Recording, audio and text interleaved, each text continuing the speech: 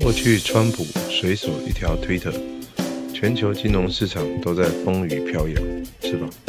那么今天我们要谈谈一个有些神秘却同样霸气的存在，这位被誉为推特金融巨人的男子，别人叫他日本版川普，不过我们暂且尊称他为 CIS， 为日本散户之神，曾经在20秒内赚了6亿日元。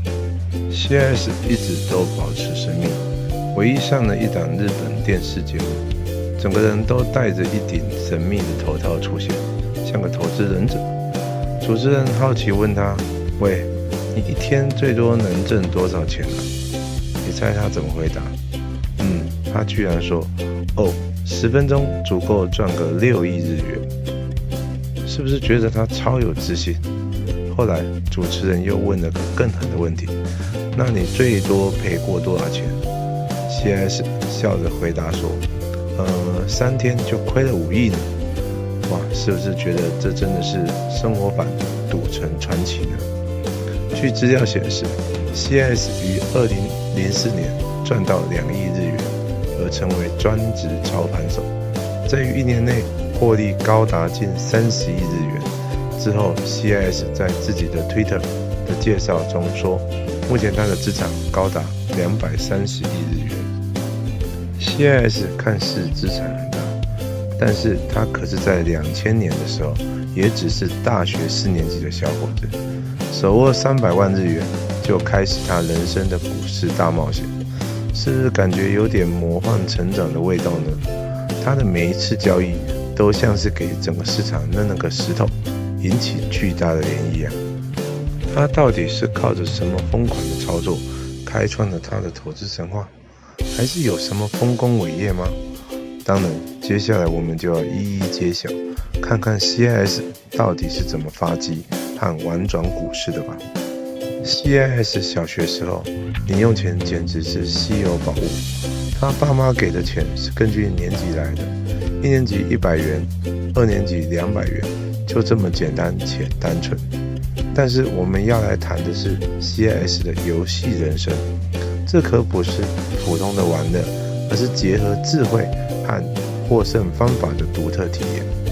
他早早就明白，纯粹依赖运气可不是成功的捷径。有一次，他走进了点心店，目光落在那个吸引人的抽奖游戏上。这款游戏的玩法很简单，每次投入30日元。就能在大箱子里抽出一张购物券，上面有不同额度的奖品，甚至最高可以获得价值200日元的购物券。然而 CIS 对这种依赖运气的方式并不满足，他决定采取更为理性和系统性的方法。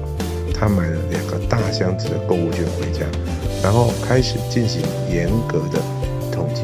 他记录下每次抽奖所获得的号码和对应的奖品额度，进而计算出不同号码的中奖几率。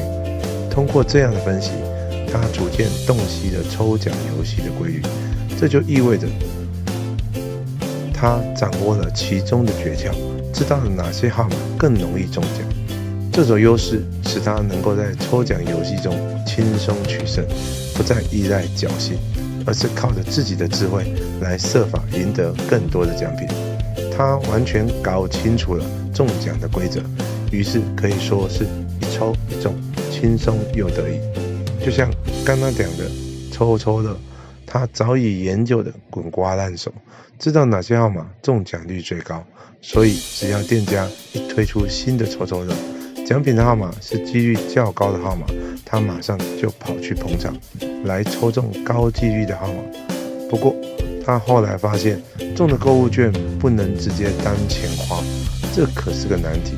于是他决定把中的奖券便宜卖给需要的人，赚点小钱，真是转个弯赚另外的小钱。或许起初他只是想赚些零花钱，但这个经验却让他领悟到，世界上可能每一个事物都有其运行的规则，只有找到这些规则，我们才能更好地利用它们。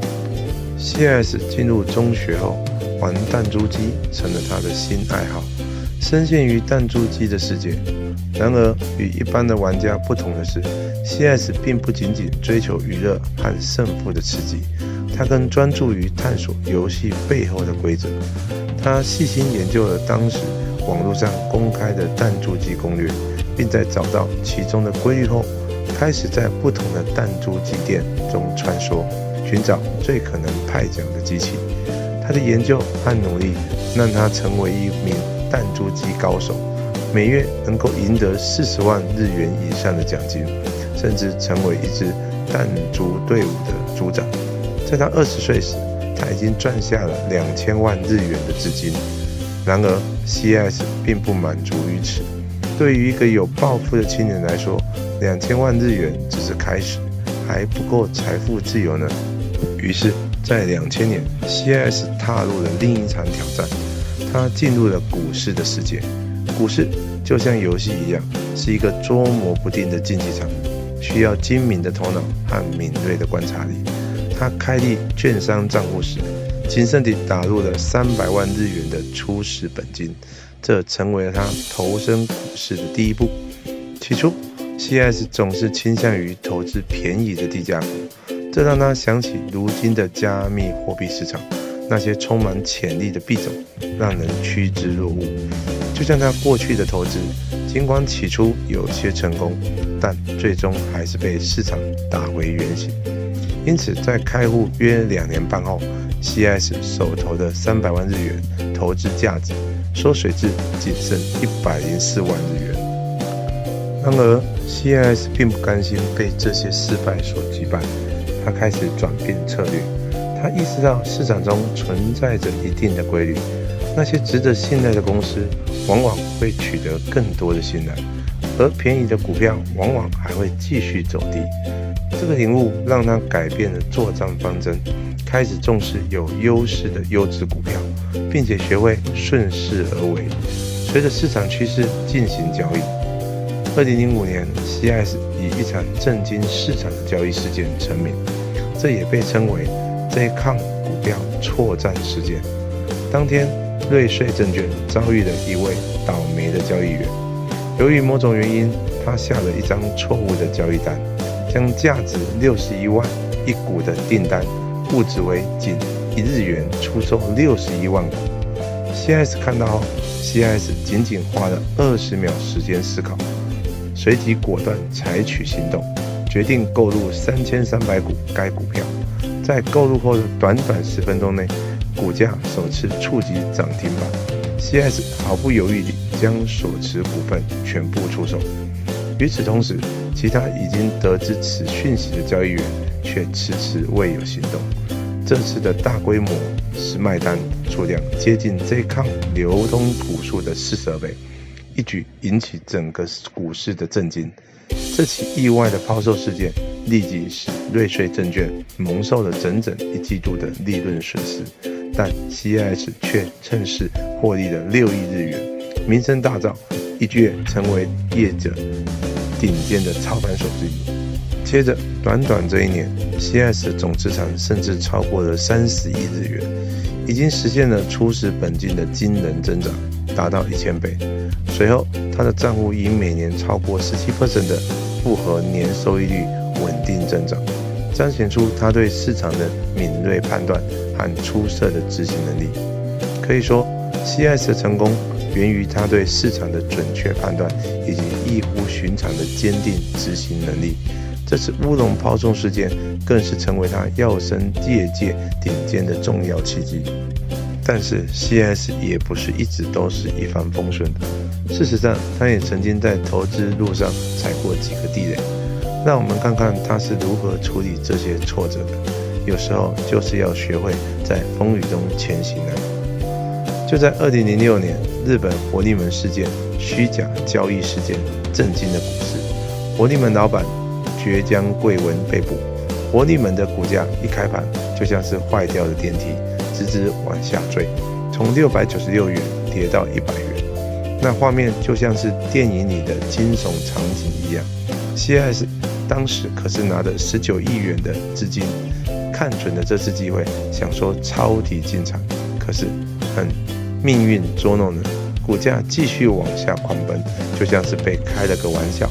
不过 CIS 投资果决，可是非常明快，他在当天就果断认赔，停下损失的雪球，总共损失了5亿元。看来就算是大神，有时候也会被市场耍得团团转，但 CIS 还是守住了自己的底线。这份果断要做到，可不是谁都能做到的啊。还有一次，2008年 CIS 投资了房产股票和 REITs 不动产投资信托基金。当时许多房产股票和 REITs 基金跌得比菜市场的菜还要便宜。他看准了这次的绝佳机会，又一次大胆地进场抄底。但嘿，人算不能天算，市场上的许多公司纷纷宣布破产，房地产股票一个接一个的跌停，场面宛如一出悲剧。CIS 那时手头上有50亿元，可是一转眼就蒸发6亿元。他当场下定决心，再次果断停损出场。这次的教训告诉我们，市场有时候就像是大海的漩涡，一旦陷入，能撑得住不被吞没，已经算是非常了不起的了。看来 CIS 也不是不会亏钱，有时候他也会踩到投资的地雷，但是关键是他懂得如何及时停损，不让亏损持续扩大。这种果断和智慧才是真正的投资之道。所以根据资料， CIS 于2004年赚到2亿日元，而成为专职操盘手，在1年内获利高达近30亿日元。之后 CIS 在 Twitter 开通时的自介说道，开通时他的资产是高达230亿日元。这就是 CIS 的非凡故事，一位年轻的操盘手，在市场的波涛汹涌中，以他独特的眼光和果断的行动，一次次地创造奇迹。然而，正当你以为这只是故事的终点时，故事才又刚刚开始。如果你对投资充满好奇，想要更深入了解市场的秘辛，那么现在就别错过订阅我的频道哦。我们不仅带来了 CIS 的故事，订阅、按赞更会让 YouTube 演算法知道你想要这类的内容，让你获得更多丰富的投资内容推播。这是一个让你在投资世界中更有优势的机会，千万不要错过。现在就按下订阅，开启你的投资之旅吧。